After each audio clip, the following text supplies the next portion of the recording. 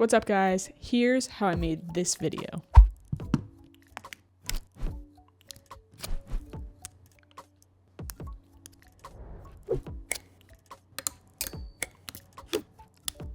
If you couldn't already tell, this is stop motion. If you don't know what stop motion is, it's basically where you end up with back problems because you are sitting in one spot for 3 hours moving a inanimate object inch by inch by inch. It's like that scene from iCarly. 14,350. 14,340. I'm having a horrible time. So here's my setup for this. The absolute key with stop motion is consistent lighting. So I close my curtains to eliminate any natural light, and then I set up my Amaran 60X, put a softbox on it, pointed at my desk, which was going to be the backdrop for this. I then took my Sony a7 III, put it on a tripod, switched my settings to manual, plugged a cable into my camera and then into my computer, and opened the program DragonFrame.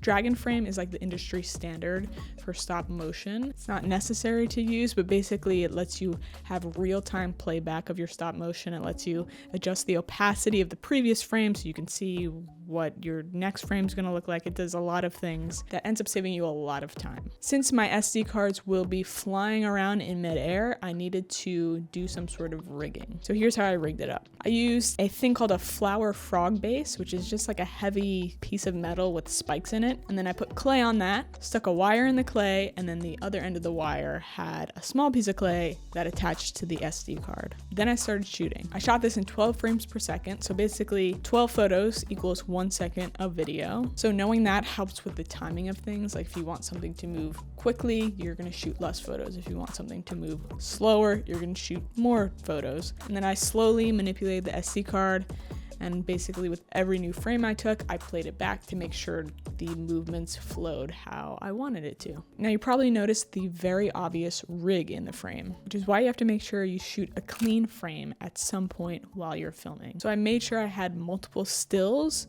without the SD card in it and with the camera in it, without anything in it, so that I could erase the rig in post and have something in the background that will fill in for that empty space. So with that, let's bring these stills into post. There's a few different ways you can edit your stop motion. I've tried Photoshop, I've tried Premiere, and I've found that After Effects is currently my favorite way to go about it, and specifically how I remove the rigging. Take it from the first step, which is you import all your stills. So I have all my stills here, and I go ahead and I highlight all of them, right click, new comp from selection. Here we're gonna keep single composition, and this is what I make my still duration for this 12 frames per second. Check sequence layers and click OK. And what that's gonna do is literally put each frame one after another all the way down.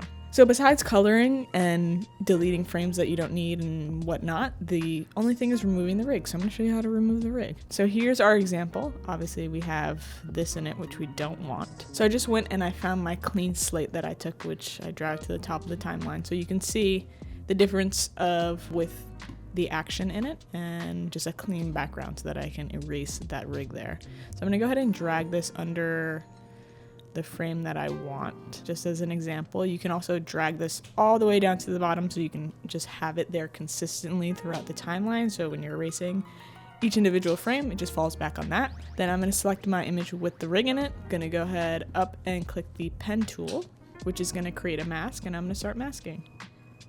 Wherever the rig is, wherever you can see what you're not supposed to see.